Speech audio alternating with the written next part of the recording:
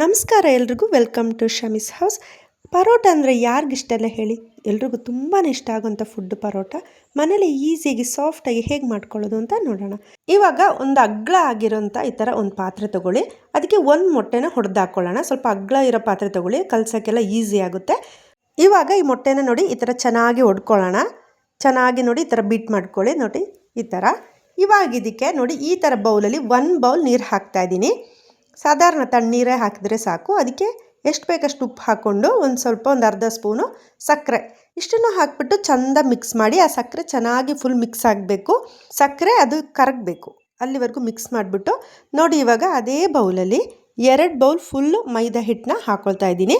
1 bowl ನೀರು, 1 ಮೊಟ್ಟೆಗೆ 2 bowl ಮೈದಾ ಹಿಟ್ಟು ಕರೆಕ್ಟಾಗುತ್ತೆ. ಇನ್ನೇನು ಎಕ್ಸ್ಟ್ರಾ ಹಾಕೋ ಅವಶ್ಯಕತೆಯೇ ಇರಲ್ಲ. ಈಗ ನೋಡಿ ಅದಕ್ಕೊಂದು 2 ಸ್ಪೂನು ಎಣ್ಣೆ ಹಾಕಿಬಿಟ್ಟು ಚೆನ್ನಾಗಿ ಕಲಿಸ್ಬೇಕು. ಚೆನ್ನಾಗಿ ಅಂದರೆ ನಿಮಗೆ ಎಷ್ಟು ಸಾಧ್ಯ ಆಗುತ್ತೋ ಅಷ್ಟು ಚೆನ್ನಾಗಿ ಇದನ್ನು ಕಲಿಸ್ಕೋಬೇಕು. ನೋಡಿ ಈ ಥರ ಪಾತ್ರೆಲಾಗಿಲ್ಲ ಅಂದರೆ ನೋಡಿ ಈ ಥರ ಹಾಕ್ಕೊಂಡು ನೋಡಿ ಈ ಥರ ಚೆನ್ನಾಗಿ ನಾದ್ಕೋಬೇಕು. ನೀವು ಎಷ್ಟು ಚೆನ್ನಾಗಿ ನಾದ್ಕೋತೀರೋ ಪರೋಟ ಅಷ್ಟೇ ಚೆನ್ನಾಗಿ ಬರುತ್ತೆ. ನೋಡಿ ಈ ಥರ ಚೆನ್ನಾಗಿ ನಾದ್ಕೋಬೇಕು. ನೋಡಿ ಇವಾಗ ಆಗಿದೆ. ಇವಾಗ ಒಂದು ಪಾತ್ರೆಗೆ ಹಾಕಿಬಿಟ್ಟು ನೋಡಿ ಎಣ್ಣೆ ಮೇಲೆಲ್ಲ ಫುಲ್ ಎಣ್ಣೆ ಸವರ್ಬಿಟ್ಟು ಚೆನ್ನಾಗಿ ಸೌರಿ ಎಲ್ಲ ಕಡೆ ಆಗೋ ಥರ ನೋಡಿ ಈ ಥರ ಕ್ಲೀನಾಗಿ ಎಣ್ಣೆ ಸವರ್ಬಿಟ್ಟು ನೋಡಿ ಈ ಥರ ಮುಚ್ಚಿಟ್ಬಿಟ್ಟು ಅಟ್ಲೀಸ್ಟ್ 1 ಗಂಟೆನಾದರೂ ಎತ್ತಿಡಬೇಕಾಗುತ್ತೆ. ನೀವು ಬೆಳಗ್ಗೆನೇ ಮಾಡೋದಾದರೆ ರಾತ್ರಿನೇ ಕಲಸಿಟ್ರೂ ಚೆನ್ನಾಗಾಗುತ್ತೆ. ನಾನಿಲ್ಲಿ 1 ಅವರ್ ತೆಗೆದಿಟ್ಟಿದ್ದೆ. ನೋಡಿ ಇವಾಗ 1 ಗಂಟೆ ಟೈಮ್ ಕಳೆದಿದೆ. ಇದಕ್ಕೆ ಮೇಯ್ನ್ ಬೇಕಾಗಿರೋದೇ ರೆಸ್ಟು. ನೀವೇನೇ ಮಾಡಿದ್ರೂ ಅರ್ಧ ಗಂಟೆ 1 ಗಂಟೆ ತೆಗೆದು ಇಟ್ಟರೆ ಅದು ಚೆನ್ನಾಗಾಗೋದು. ಇಲ್ಲಾಂದರೆ ಪರೋಟ ಚೆನ್ನಾಗಿ ಬರೋಲ್ಲ. ನೋಡಿ ಇವಾಗ ಈ ಥರ ಎಲ್ಲ ಹಿಟ್ಟನ್ನು ಈ ಥರ ಉಂಡೆ ಮಾಡ್ಕೊಳ್ಳೋಣ. ಚಪಾತಿ ಮಾಡ್ತೀವಲ್ಲ ಅಷ್ಟಲ್ಲ, ಇನ್ನೂ ಸ್ವಲ್ಪ ಜಾಸ್ತಿ ತೊಗೋಬೇಕು. ಇವಾಗ ಎಲ್ಲ ಹಿಟ್ಟನ್ನು ಈ ಥರ ಬಾಲ್ಸ್ ಮಾಡಿ ಇಟ್ಕೊಳ್ಳೋಣ. ನಾನಿವಾಗ ಒಂದು 3/4 kg ಮೈದಾ ಹಿಟ್ಟನ್ನ ಯೂಸ್ ಮಾಡಿದ್ದೀನಿ. ನೋಡಿ ಒಂದು 11 ಪರೋಟ ಆಗುತ್ತೆ ಅದರಲ್ಲಿ. ಈಗ ನೋಡಿ ಬಾಲ್ಸ್ ಮಾಡಾದ್ಮೇಲೆ ಅದ್ರ ಮೇಲೆ ಪುನಃ ವಾಪಸ್ ಎಣ್ಣೆ ಈ ಥರ ಚೆನ್ನಾಗಿ ಸವರ್ಬಿಟ್ಟು ಒಂದು ಅರ್ಧ ಗಂಟೆನಾದರೂ ರೆಸ್ಟ್ ಮಾಡೋಕ್ಕೆ ಬಿಟ್ಬಿಡಬೇಕು. ಒಂದು ಅರ್ಧ ಗಂಟೆ ಮುಚ್ಚಿ ಎತ್ತಿಟ್ಬಿಡಿ, ಒಂದು ಅರ್ಧ ಗಂಟೆ. ಯಾರೆಲ್ಲ ನನ್ನ ಚಾನಲ್ ಸಬ್ಸ್ಕ್ರೈಬ್ ಮಾಡ್ಕೊಂಡಿಲ್ಲ ಪ್ಲೀಸ್ ಸಬ್ಸ್ಕ್ರೈಬ್ ಮಾಡ್ಕೊಳ್ಳಿ, ಪ್ಲೀಸ್ ಸಪೋರ್ಟ್ ಮಾಡಿ. ಯಾರೆಲ್ಲ ಸಬ್ಸ್ಕ್ರೈಬ್ ಮಾಡ್ಕೊಂಡಿದ್ದೀರಾ ಥ್ಯಾಂಕ್ ಯು ಸೋ ಮಚ್.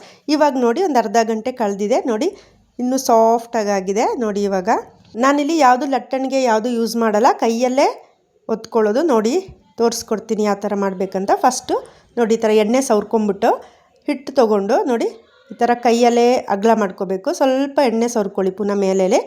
ನೋಡಿ ಅದಕ್ಕೆ ದೂರದಿಂದ ತೋರಿಸ್ತಾ ಇದ್ದೀನಿ.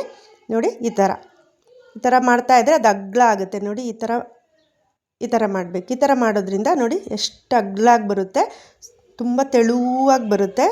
ಎಷ್ಟು ತೆಳುವಾಗಿ ನಮಗೆ ಮಾಡೋಕ್ಕಾಗುತ್ತೋ ಅಷ್ಟು ತೆಳುವಾಗಿ ಈ ಥರ ಮಾಡ್ಕೋಬೇಕು. ನೋಡಿ ಇಷ್ಟು ತೆಳುವಾಗಿ ಇರಬೇಕು, ಆಗ ಪರೋಟ ತುಂಬಾ ಚೆನ್ನಾಗಿ ಬರುತ್ತೆ. ಇವಾಗ ನೋಡಿ ಇದ್ರ ಮೇಲೆ ಸ್ವಲ್ಪ ಎಣ್ಣೆ ಹಾಕಿ ಕೈಯಲ್ಲೇ ಈ ಥರ ಸ್ಪ್ರೆಡ್ ಮಾಡ್ಕೊಳ್ಳಿ. ಬ್ರಷಲ್ಲೂ ಬೇಕಿದ್ರೂ ಮಾಡ್ಕೋಬೋದು ನೀವು. ನಾನು ಕೈಯಲ್ಲೇ ಮಾಡ್ಕೋತಾ ಇದ್ದೀನಿ. ಮತ್ತು ಇದ್ರ ಮೇಲೆ ಸ್ವಲ್ಪ ಮೈದಾ ಪುಡಿನ ಈ ಥರ ಉದುರಿಸೋಣ. ಮೈದಾ ಪುಡಿ ಈ ಥರ ಉದುರಿಸೋದ್ರಿಂದ ತುಂಬಾ ಎದುಳೆದುಳಾಗಿ ಬರುತ್ತೆ. ನೋಡಿ ಆಮೇಲೆ ನೋಡಿ ಈ ಥರ ಫೋಲ್ಡ್ ಮಾಡಿಕೊಂಡು 1-2 ಸಲ ಈ ಥರ ಹೊಡ್ಕೊಳ್ಳಿ. ಆಮೇಲೆ ನೋಡಿ ಕೈಯಲ್ಲಿ ಈ ಥರ ಸುತ್ಕೊಂಡ್ರೆ ಆಯಿತು. ಈ ಥರ ಸುತ್ಕೋಬೇಕು.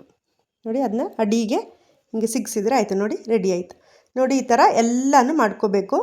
ಆಮೇಲೆ ಸ್ವಲ್ಪ ಎಣ್ಣೆ ಹಾಕಿಬಿಟ್ಟು ಒಂದು 10 ನಿಮಿಷನಾದರೂ ಬಿಟ್ಬಿಡಬೇಕು. ಪುನಃ ರೆಸ್ಟಲ್ಲಿ ಇಡಬೇಕು ಒಂದು 10 ನಿಮಿಷ. ನೋಡಿ ಎಲ್ಲ ರೆಡಿ ಮಾಡಿ ಇಟ್ಕೊಂಡಿದ್ದೀನಿ.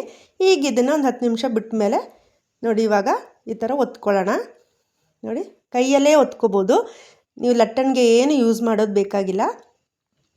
ನೋಡಿ ಇವಾಗ ಆಗಿದೆ. ಸ್ಟವ್ ಮೇಲೆ ತಾವನ ಬಿಸಿ ಆಗೋಕ್ಕೆ ಇಟ್ಕೊಂಡಿದ್ದೀನಿ ನಾನು. ಇವಾಗ ಇದನ್ನು ಹಾಕ್ಕೊಳ್ಳೋಣ ಈ ಥರ.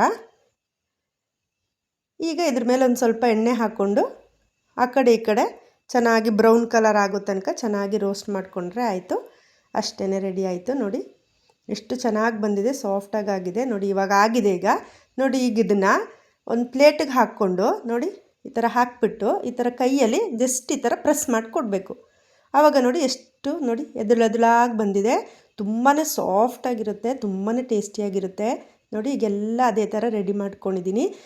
ಎಲ್ಲರೂ ಮನೇಲಿ ಟ್ರೈ ಮಾಡಿ ಹೇಗೆ ಬಂತು ಅಂತ ಕಮೆಂಟ್ ಮಾಡಿ. ಸಬ್ಸ್ಕ್ರೈಬ್ ಮಾಡೋದು ಮರಿಬೇಡಿ. Thank you.